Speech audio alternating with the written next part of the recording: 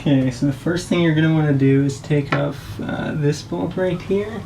And for the back one, it's going to be that bolt right there. They're 14 millimeters. My 14 here. And they're very tight, as they should be. But if you look at mine, you can see there's some holes in my car. So it's very rusty and dirty in there. So I'm going to use some kind of wire brush to scrub it off a little bit. And I've got this lubricant. And it should come out a bit easier that way. Alright, so I got it out here. You can see it was pretty rusty and dirty in there because there's gunk getting in there. But I did get it out. I brushed it up a little bit here. And anyways, that's what it looks like, so. Alright, and the other side came out a lot better. It was a lot less rusty and dirty. Alright, so I just got a bucket of hot water here. And I poured in a few glugs of this stuff. I'm gonna throw the other seatbelt in there now. You can see I already got one in. Here's the one from the passenger side.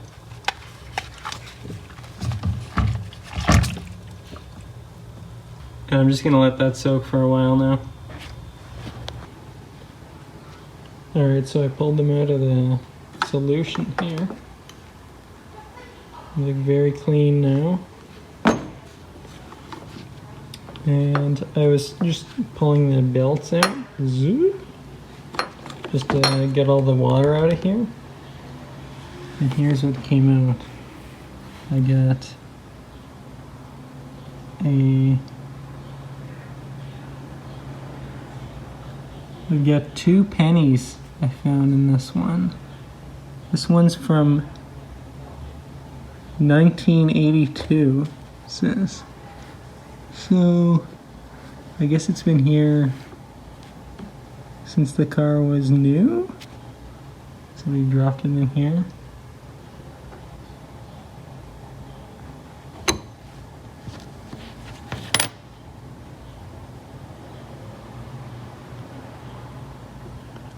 So that's interesting.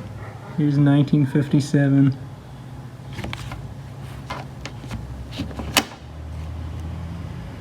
Alright, so I'm going to take these now. I'm going to wire wheel this part here.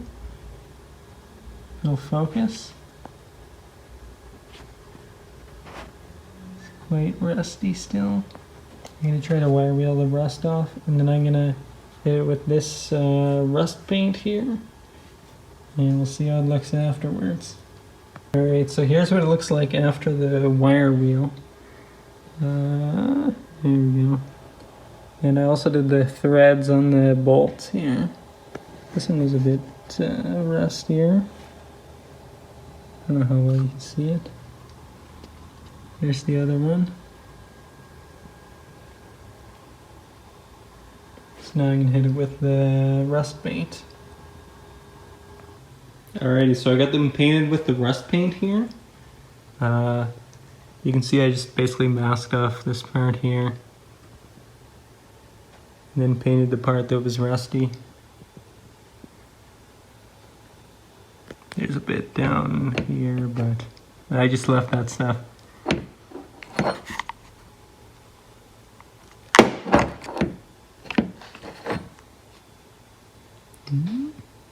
So yeah, it's all in the car now.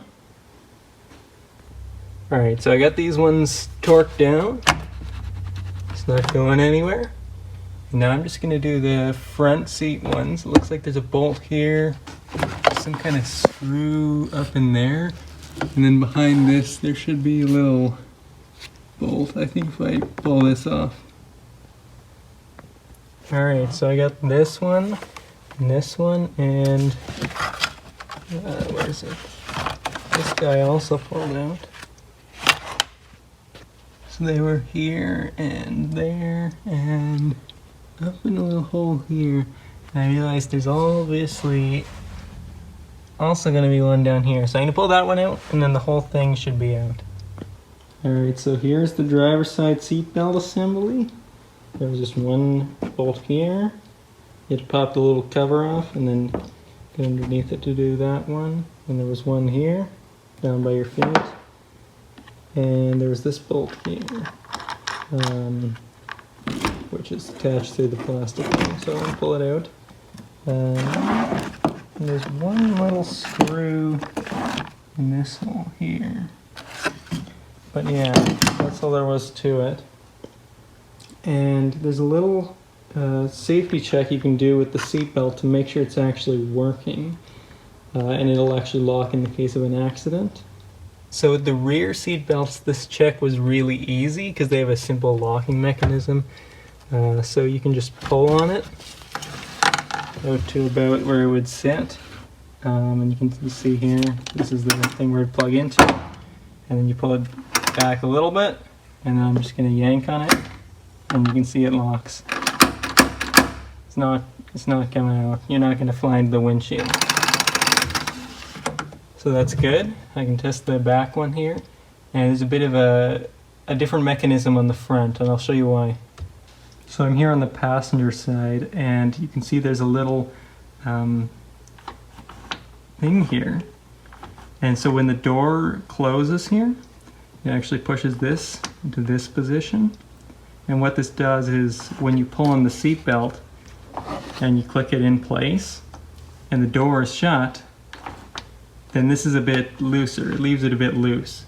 And then when you open the door, this snaps back a little mechanism in the seatbelt, and the seatbelt goes and retracts after you open the door. So it's a bit looser while you're wearing it, but then when you open the door, this comes back this way, and it goes back up, retracts. But there's a bit of an issue on the other side of the car. So as you can see, I'm here on the driver's side in the exact same spot, and we've got this mechanism, but there's an issue because it's actually broken off.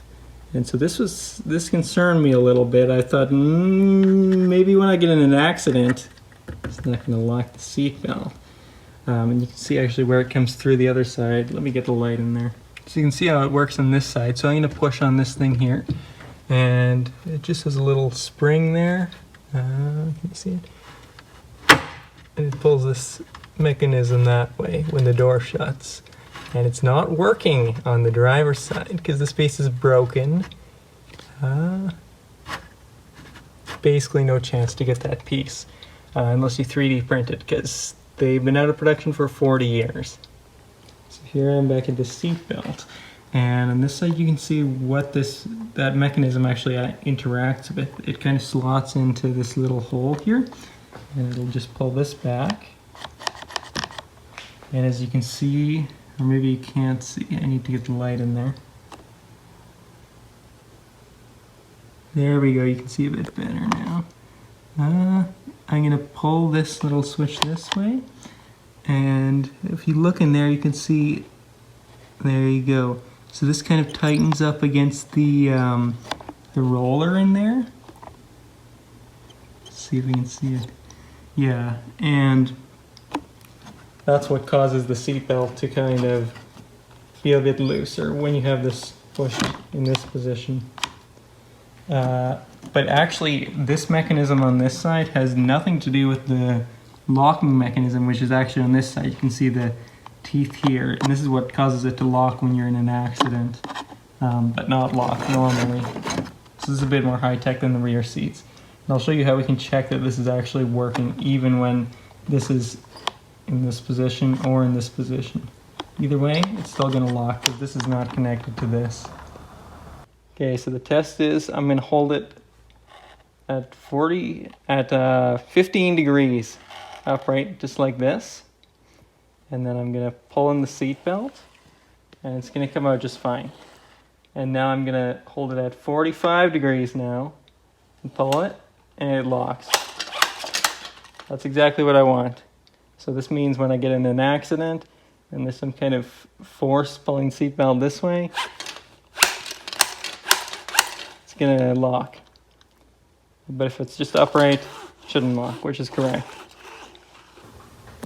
Okay, so what I did is I pulled the whole entire seatbelt out, and I just put a clamp here, and that should hold it out for the time being, and I'm going to throw it in that solution again and let it soak.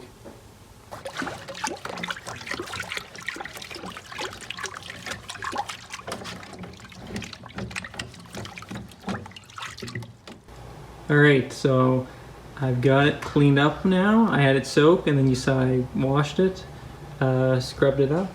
And I'm just going to let it dry out here for a while. Then I'll throw it back in the car, and I can do the other one right now while I'm waiting for this to dry. So that's what I'm going to do. Alrighty, so I got the driver's side one back in here. And I'm going to focus. Now I can get started on the passenger side. I've been letting it soak for a while here. You can see it's gone. And so I'll clean that up and then I'll throw it in here.